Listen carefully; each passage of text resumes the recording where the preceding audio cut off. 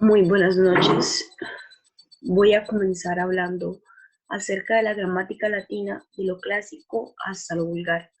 Mi nombre es Ana María y vamos a compartir ese tiempo ahondando en la importancia y en la evolución del latín clásico, del latín vulgar al latín clásico.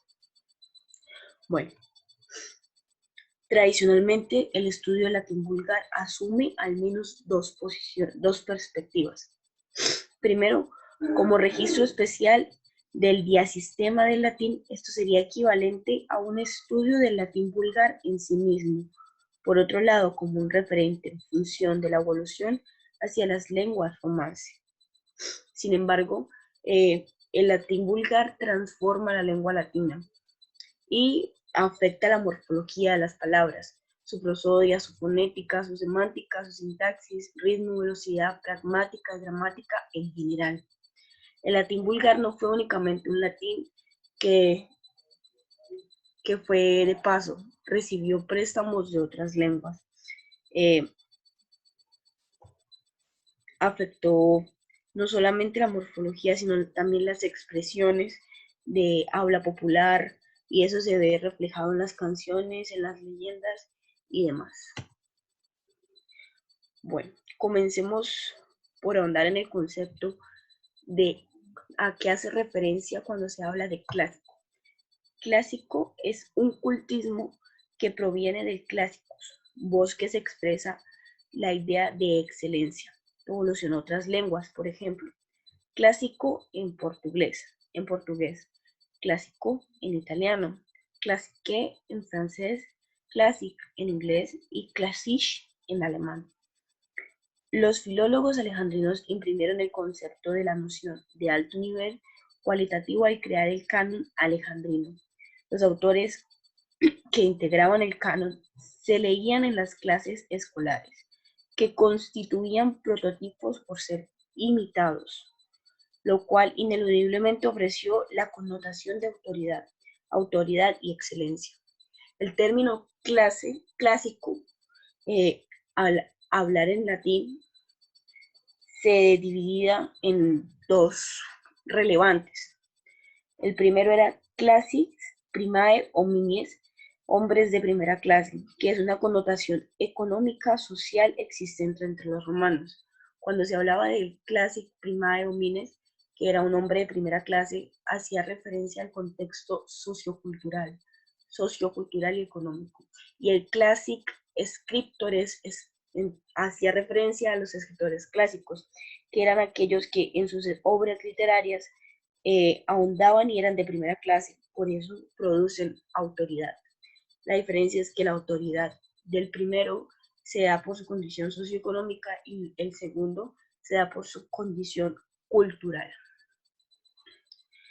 Pues el latín clásico, por lo tanto, se refiere a una literatura de una clase, un registro, además, estilo. Es producto del triunfo de la razón sobre la materia lingüística, en contraposición al carácter instintivo de, por ejemplo, la lengua hablada.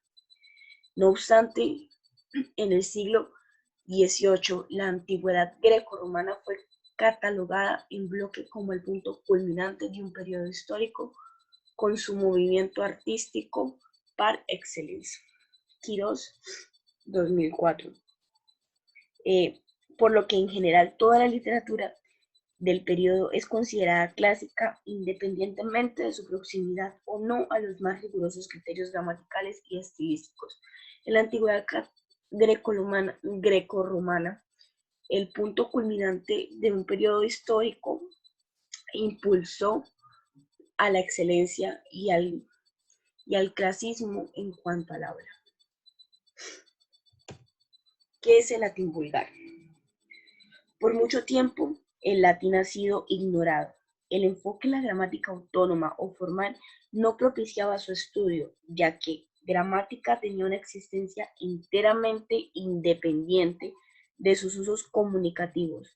El latín vulgar debe distinguirse de entre todas sus manifestaciones. Primero se encuentra el latín arcaico, segundo se encuentra el latín que escribía en la decadencia del Imperio Romano, y después se encuentra el bajo latín usado en la Edad Media. Cada uno tiene su influencia en el periodo en que se presentó, más los dos últimos siempre estuvieron más cerca del latín clásico que del vulgar. El arcaico, pues al utilizar términos rebuscados, por así llamarlo, se acercaba más al latín vulgar, y durante el periodo que antecede a la formación del latín clásico era más usado. El latín arcaico es un latín del periodo de formación y consolidación de la lengua. Sin embargo, se proyecta fundamentalmente en el plano escrito, aunque incidió en el habla. El latín vulgar equivale grosso modo al latín coloquial del vulgo, aunque permeó los estratos más altos de la sociedad romana en todos los tiempos. Se inició con un latín básico, que era el latín vulgar, lleno de arcaísmos, y a pesar de que era como pues utilizado por las personas de una sociedad clase baja, por así decirlo, alcanzó a influir en una sociedad romana pues alta y algo clasista. Uno de los mayores inconvenientes para su estudio es el de sus fuentes. Su oralidad hizo difícil su conservación. Para la mayor parte de los especialistas, la única manera de acceder a su conocimiento es la vía escrita o de manera indirecta a través del estudio de las características de las lenguas romances en su evolución histórica. En el ámbito escrito, la comedia romana es un género que aproxima bastante a la realidad. Otros, los fragmentos arcaicos, grafitis y comentarios de gramáticos antiguos, todos estos se consideran fuentes primarias para su estudio. Bueno, del latín vulgar y la transformación de las voces clásicas. La escritura latina en general reflejó su fonética. Sin embargo, hay excepciones que afortunadamente, gracias al contexto polémico en donde tuvieron lugar, permiten distinguir con claridad la diferencia entre cómo se escribía y cómo se pronunciaba. Es famosa la polémica entre Accio y Lucilio. El primero, Accio, abogaba por una especie de escritura fonética en relación con las vocales largas. Un ejemplo, una doble A, representaba una manera de ilustración a una A larga. El segundo, en cambio, propuso un convencionalismo, escribir EI, por ejemplo, para la disinencia plural larga. Es evidente que en este caso los latinos nunca pronunciaron EI, pues en lugar de una I larga, por así decirlo. El habla de una lengua varía continuamente a través del tiempo y el espacio. Incluso factores económicos y políticos inciden de manera importante en su expresión. Los grupos de poder pocas veces han querido hablar como los humildes hombres de mercado.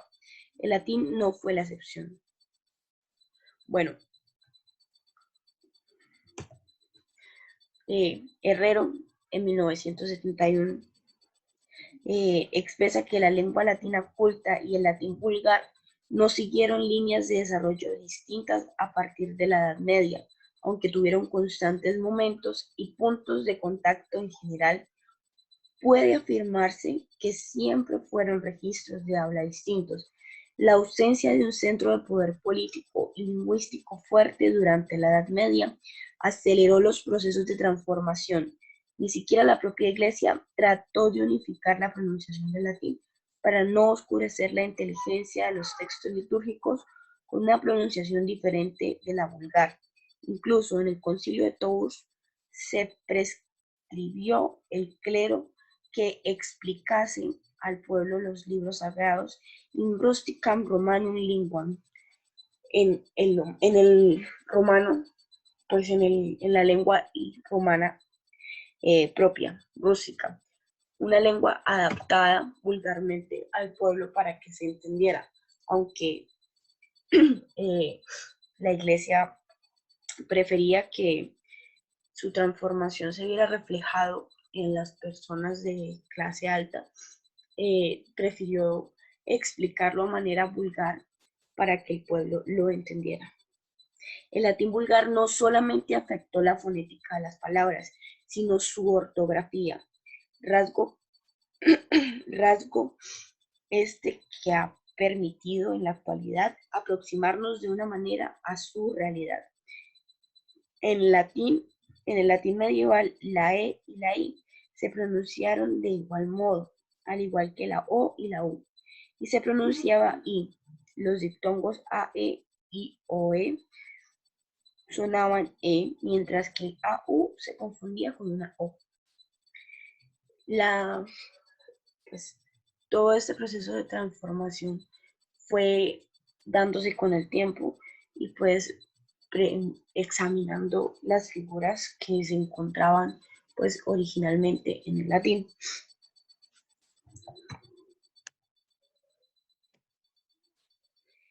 Resulta que más adelante, hacia el siglo XVI, Vicente, pues español, consideraba que aunque se trataba de hablar latín en Europa, duraba el castigo de la Torre de Babel, pues eso era pues más o menos contextualizando. La Torre de Babel era un sitio pues que estaban construyendo para acercarse a Dios, por así decirlo, pero sublevando su importancia. Y como castigo, pues supuestamente Dios mandó lenguas de todos lados para que no se entendieran y cada uno hablara una lengua diferente.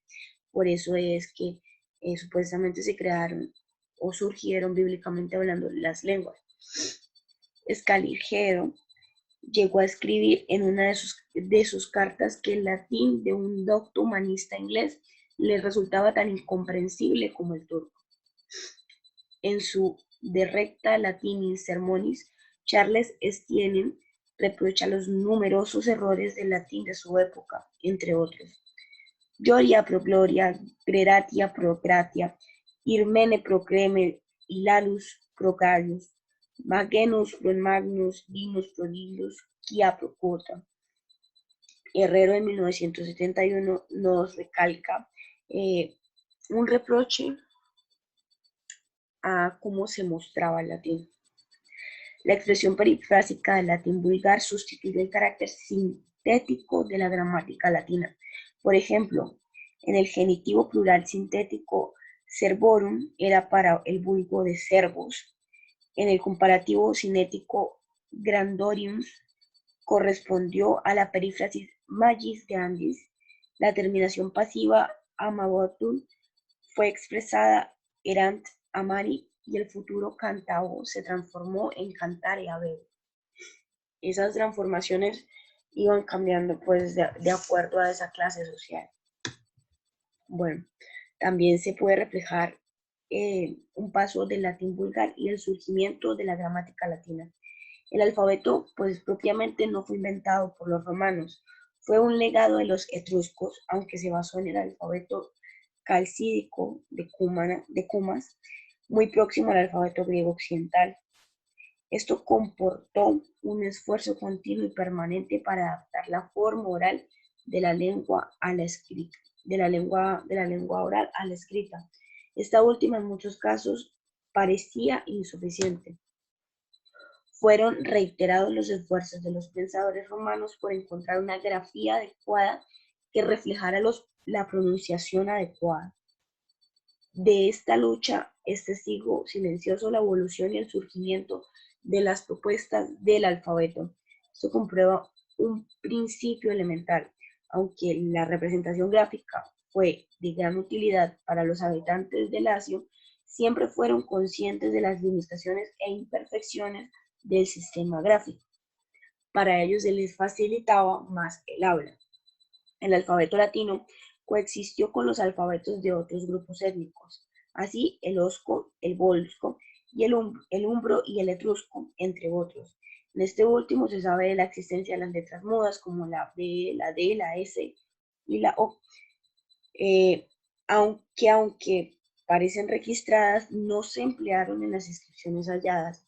Estaba formado por 21 letras, cuya forma y nombre correspondiente aparecían en un listado que encontramos al lado derecho. Acá se registra pues la equivalencia, por así decirlo, de cada letra de nuestro alfabeto al alfabeto latino y al etrusco. Entonces encontramos casos particulares como la H, que al ser una letra muda, pues inicialmente no se tuvo en cuenta, bueno, en el alfabeto latino no se tuvo en cuenta ni la H, ni la J, ni la K, ni la Q, que pues posiblemente se pronunciaban en el alfabeto arcaico, pero ya no en un latín formal. Sí, pues en la X, pues como puede notarse, no está la Z, porque la X y la Z sonaban prácticamente igual que no está la U, porque la U y la B, pues la B, la biodental, pues coexistían pues la una con la otra y generativamente pues hasta se transformó hasta llegar a lo que se conoce como la B, la biodental. Resulta que como en el alfabeto latino no se, no sé qué, no se, no se mostraban las letras mudas, el problema pues recurrente fue con la pronunciación de la H. Para unos consistía en una cierta aspiración, para otros fue una letra muda. No en vano, Catulo, un experto, pues un estudioso de las letras, pues se burla de su amigo por la afectación de su pronunciación. Y de ahí sale un poema conocido como Poema 84 ad Arrión, en el cual pues se plasma la existencia de la H, pero no la pronunciación de la misma. Shomoda dicebat siquando, comoda iulet dicere, et insidias arius insidias, et tum mirifice sperabat se esculcotum, cum quantum protera dicera insidias. En la primera parte nos narra cómo se estaba a la espera de que llegase desde la India un tren, pues eso es latín vulgar, cómo se esperaba con ansias la llegada de un tren. Un quantum poterax diceras incendia, credo sig mater sig lebri auluclus, eius sig matrius eudus disireatic attac huida. En esta parte nos reafirma la creencia solemne de la libertad y de ansiarla. Og misu in Siriam requiran omnibus aures, audivan eaden eadle leniter et leuter nec sibi postila metuevan taila guera. Cum subitu aferum nuntius horribilus, lonius fluctus pusquam il corrus arius sed, iam non nollius esse sed hionius. Bueno, lo que narra este poema es la espera desesperada pues, de una paz en medio de una guerra entre Siria y la India, y cómo cree en esto pues desesperadamente y solemnemente. Bueno, resulta que el latín vulgar pues muestra algunos fenómenos. Un ejemplo de esto es la sinéresis o cinesis, que es la contracción de vocales continuas en una sola sílaba. Tuvo lugar algunas veces en idem equivale a idensen, idsen, eadem, lingua, lingua, eamus, fusti, fusti, y demás letras pues arcaicas usadas para formar monosílabos. En Plauto, la sínesis se produce en diversas combinaciones, pues UA, UO, UE, UI y EA, EO. Un ejemplo, suarum, tuarum, duelum, piusim, diebus, nearum, erum. En estos casos se ha formado un diptongo cuando la segunda vocal debió ser larga. La diéresis es otro de los fenómenos que se producen en el latín vulgar, que es la división. Para algunos es un arcaísmo, lo cual es cierto en determinadas voces, pero en realidad es que no es un artificio de los poetas. En Plauto se encuentran formas como quit y auit, en los cuales se hace una extensión de la vocal, pues indicada fonéticamente. La síncopa o supresión de una sílaba en el interior de la palabra es otro fenómeno presente pues allí, aunque una figura retórica tiene también lugar en el habla vulgar de todas las lenguas. Estos son como los más notorios, los fenómenos en el latín vulgar más notorios. En nuestra lengua, la existencia de voces como liberar y librar confirman pues la caída algunas veces de las vocales.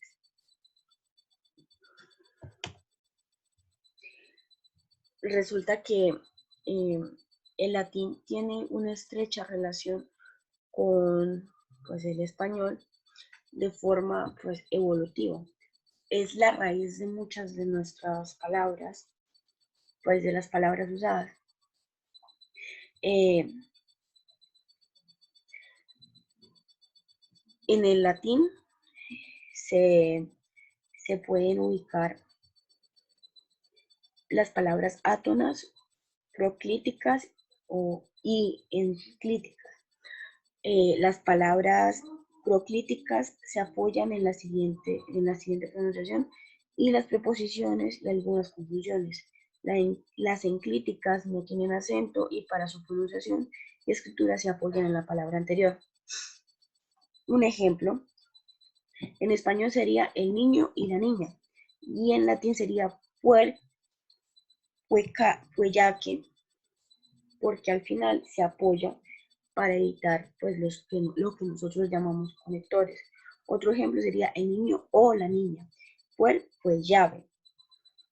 Y para preguntar de forma interrogativa sería vienes en español y en latín sería venisne.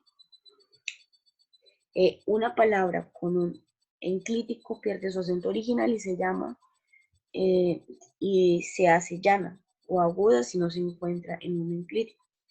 Hominem pasa a ser hominem y sería homineken. Pues ya se le agregaría una terminación para variar. La clasificación de las palabras en latín es básica. Están las flexivas y las no flexivas. Las flexivas o variables se encuentran los sustantivos, adjetivos, pronombres y verbos. Y las no flexivas son las preposiciones, conjunciones, adverbios e interjecciones. Muchas gracias por la atención prestada.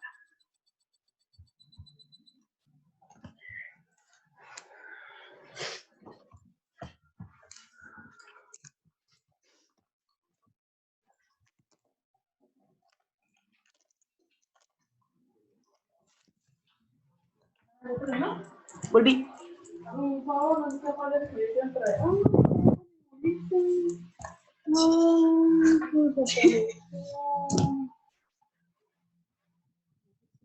mucho y ahora van a hacer la cosa de que hoy en la